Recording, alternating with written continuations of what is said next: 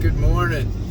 Today is Wednesday, January 15th. I'm Anthony, and this is Drive Dive. I'll start off by saying I've been listening to an audiobook by James Clear called Atomic Habits. Along the lines of trying to make my drive more productive. One of the earlier thoughts was to consume, right? But to consume something maybe a bit more practical, a bit more aligned with my goals, or that would certainly support them or give me a more positive outlook and things of that sort. So went from podcasts on like managing your finances and saving for retirement and I guess, I don't know, maybe a couple of books about positivity and mindset and things, and now right now the one that's sticking with me and I think resonating with a lot of the content that I've now produced, I guess, on this sort of vlog, right, which may be a dated term or whatnot, but he talks about atomic habits, and as far as I've gotten right now, maybe I only started listening to it yesterday, so a couple chapters in, I think sort of like 3 tiers where it talks not just about goals, which I think is something that I really have stressed lately.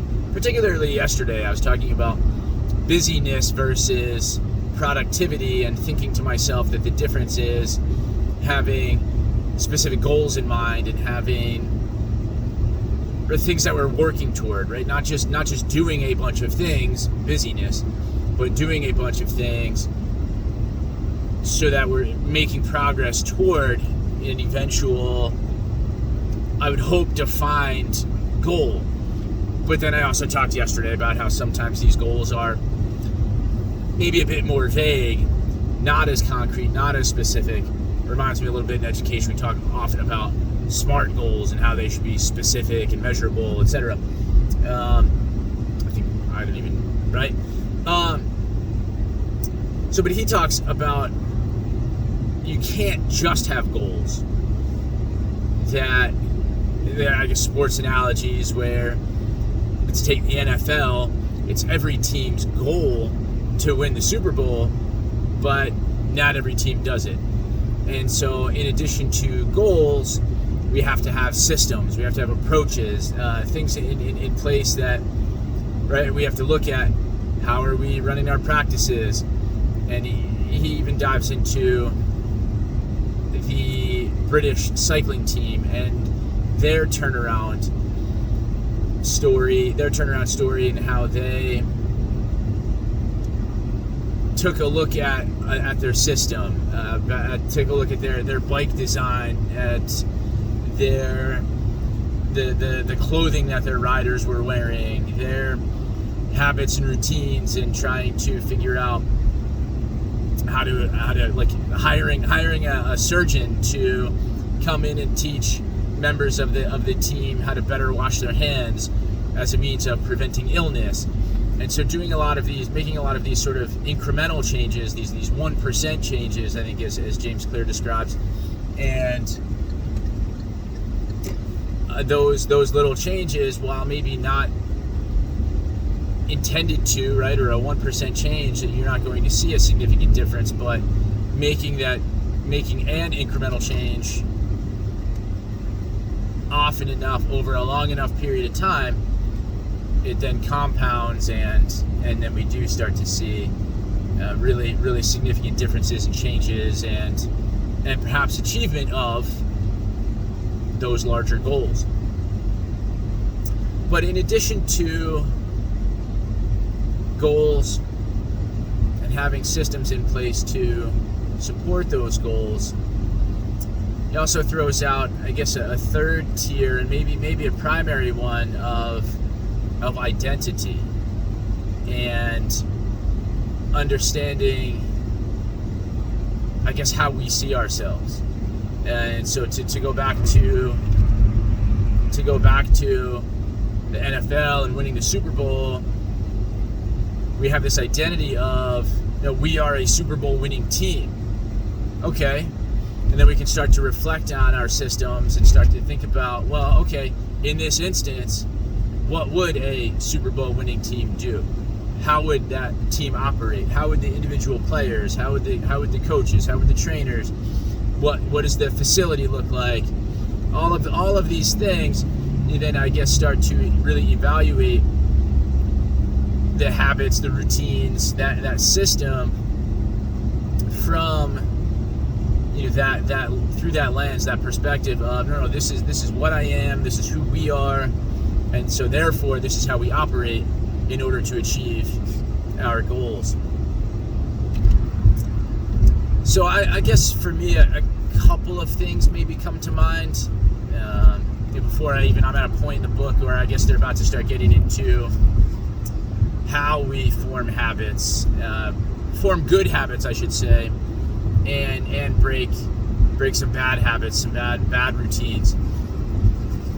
So I know as I was listening to it, I was thinking about a lot of my daily routines and like some of the clutter around my house, and he even specifically mentions clutter as like an accumulation of a bad habit or a bad routine. He says, right, your clutter is the result of your cleaning habits.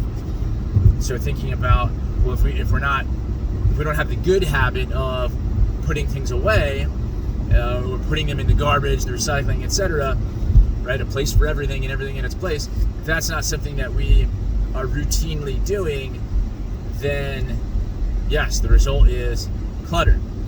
Whereas if it is something that we are routinely doing, not piling up the mail, but right on a daily basis, well, here's where the mail goes, so it gets cluttered. But on a daily basis, if instead we were sifting through it, taking that minute or two to sift through it and discard the junk mail basically, then there wouldn't be that clutter. Have it cleaner, at least cleaner counter spaces, right? I don't know where you put your mail, but that's where ours ends up. And so it's things like that, and I have these conversations too with my son very often. It's always the morning, the final few minutes, I'm ready to leave the house, but maybe he's looking for a hat, or he's trying to find his gloves, or he doesn't know where his favorite sweatshirt is or something. And it's like, well, we have to develop better routines, better habits, have a place for these things, and make sure that when we do take off our hat, we're not just throwing it in a random location in the house, but putting it in a very specific place, right? So trying to break the bad habit, but also form a good one. And so we'll see what the rest of what the book entails. I'm gonna have to re-listen to the current portion. He gets a little more, I don't want to say into the weeds, but certainly more systematic, or there's different steps about making certain habits either pleasurable or not, and maybe somehow convenient or something. Again, I have to re-listen to it, but even has me reflecting on some of the habits and routines within my classroom, right? Within the lesson planning, from just the having a do now, and trying to get my students to understand that, well, not only the bell rang, and one of our bad habits maybe is to continue on with conversations from lunch or from the hallway, but no, we have to break that bad habit somehow and get into the good habit of working on the do now while we have our homework out, and being ready to go and engage in the lesson that way. But so it's a little bit on them, it's a little bit on me too, to form these better habits, better routines, to have an overall better system where we can all achieve what I hope. And that's sometimes my assumption in education, right, is that everybody wants to get an A. I don't know if that's the goal, but that's what I've often tried to reflect on, as I have a number of students who just seem to be disinterested. Right, I'm thinking of one student in particular where I know some things about the student, what their hobbies, their interests, and pastimes, and they've shared enough of that, right? It's like they're enough of a person, and pleasant enough to speak with and carry on a conversation, etc. But then when it comes to doing the academic work, they put their heads down and don't turn things in, don't finish assessments, and So some of those things are puzzling, and I guess probably indicative of, I think what James Clear talks about, I would say is maybe indicative of not the best system. And then my response to those types of behaviors was often, well, maybe we need some, like, I was phrasing it as character development in my mind to help students set goals for themselves. But I think it's also the other piece of identity formation, and who am I, or who do I want to be? Who do I idolize, maybe, or the type of person that I idolize and aspire to? And okay, what would that type of person do in this situation? How can I adopt some of those behaviors, those habits, those routines? And so those are all the thoughts that I have about, I don't know, some of the things, like I said, some of the things I've been talking about as far as being available, as far as being productive. I think I just aspire to, in those moments of wanting to be available and wanting to tell myself, right, I don't know, the work is always going to be there. Like, yes, let's try to find a way to put this work down and ignore it or put a pin in it, for a minute while I have some time or spend some time, with my children, right, my son, my daughter, some of the activities they want me to, engage with them in. Part of that, right, identity. I want to be that loving father. I want to, maybe make up, right, for some of the things that I didn't feel I didn't receive when I was a young child. So there's lots built up into it. So if you've kind of caught on to some of my content and buying into maybe some of my messaging, is maybe that's hitting home. I do think in a more sort of formal manner, James Clear does a nice job of articulating a lot of these ideas and of highlighting some of the research in behaviorism and such. That a lot of this, I guess, is rooted in, or it provides us this, sort of framework to, as I said, take a look at our goals, our systems, and certainly our identities.